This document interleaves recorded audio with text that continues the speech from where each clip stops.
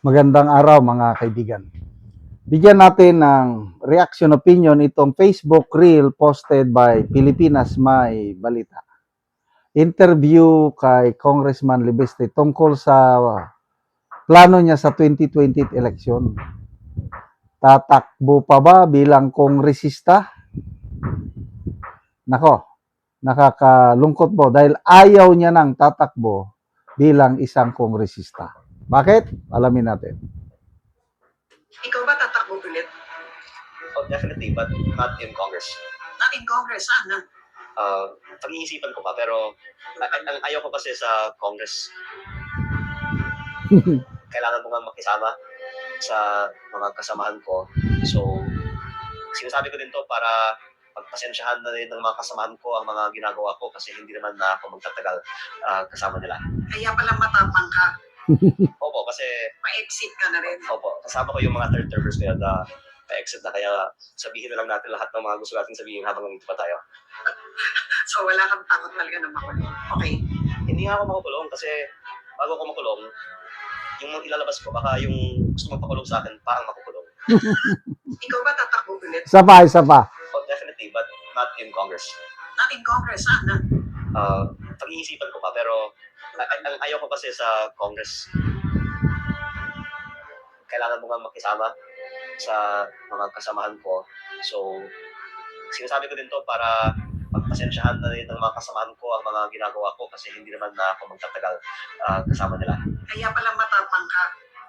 Opo, kasi Pa-exit ka na rin. opo, kasama ko yung mga third termers kaya na pa-exit na. Kaya sabihin na lang natin lahat ng mga gusto natin sabihin habang nandito pa tayo.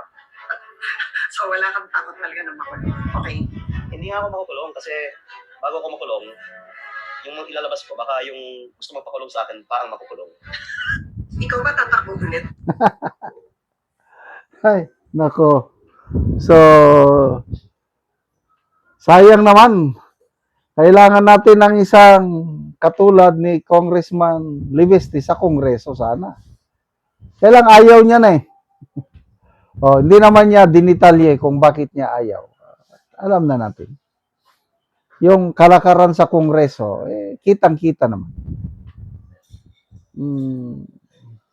Kahit ano pang pagtatago nila, ang taong bayan ngayon, hindi naman manhid ang taong bayan na hindi nakakahalata sa galawan sa Kongreso.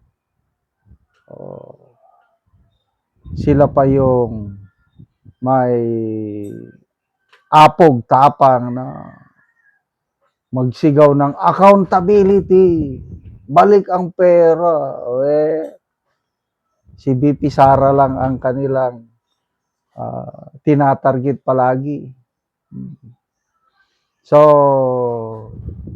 sayang na hindi natatakbo bilang kongresista. Mababawasan na ng isang matinong kongresista. So, saan siya tatakbo? Doon na lang, local sa... Nako, delikado ito. Bakang, ano kaya? Tatakbong gobernador. Kasi definitely, tatakbo ako, sabi niya. Wala na, qualified, hindi ko alam yung age requirement ng governor. Palagay ko, he will be the youngest governor. So ito ang kaabang-abang sa 2028. I don't know kung nakailang term na si Governor Vilma Santos. Kung qualified pa ba siya o kung hindi na, I'm sure mayroong ibang hahalili. So pwede si Executive Secretary Ralph Recto, pwede si yung anak ni si Mansano, anong pangalan nun? Pwede. So it will be Legarda Libeste versus Recto fight sa 2028. Wow. So abangan natin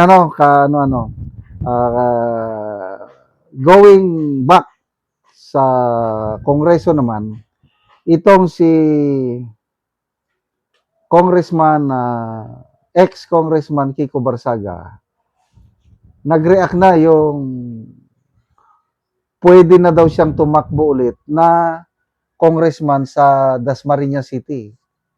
Kahit na-expel siya, kailang pwede pa rin siyang tumakbo. So ang komedya, sabi niya na, dadayain lang ako. Huwag na, ayoko nang tumakbo. Mag-ano na lang ako, magbakasyon na lang ako kasamang mga bebots. Iba na naman talaga ang iyang style.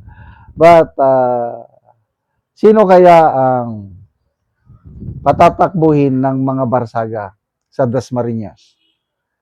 Will it be Congressman Miao Miao o may iba pa? Kasi ang makakalaban daw nila galing sa Rimulya.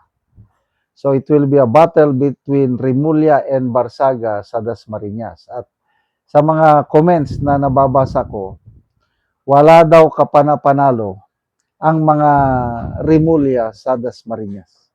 Kasi teritoryo talaga yan ng mga Barsaga. So sana, kung ako ang mag-wish, sana tatakbo ulit si Congressman Barsaga sa special election. Kailangan natin ng katulad niya.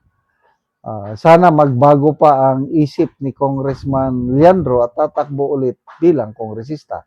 Kaya lang, kung hindi, at tatakbo siyang governor, edi pagdasal natin. Kailangan natin ng mga katulad niyang leader, mga may puso at malasakit.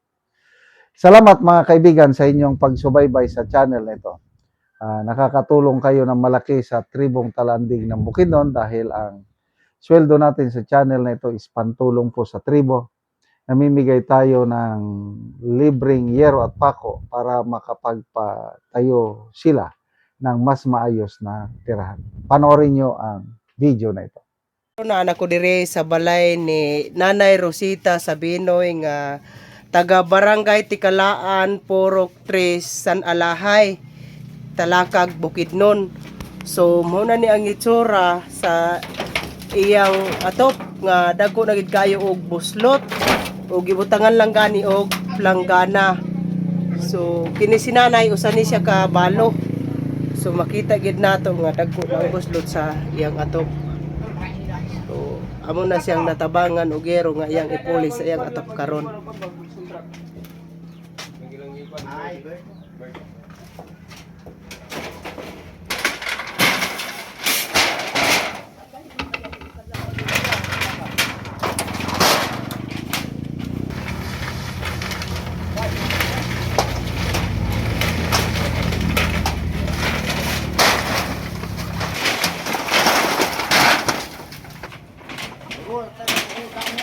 Og mo na ni ang gitabang nga yero nga digis kataas na puno ka buo.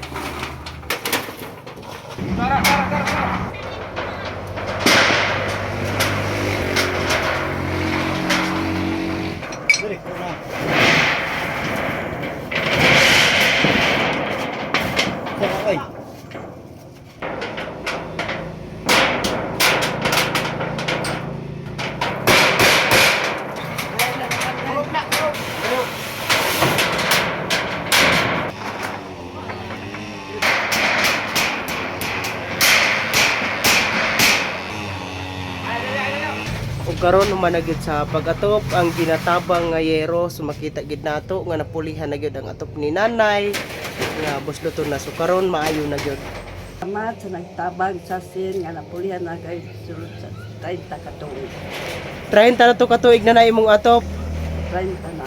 so karon napulihan na gyud. Yan na. Salamat kaayo sa Ginoo. So pila na dai na imong edad?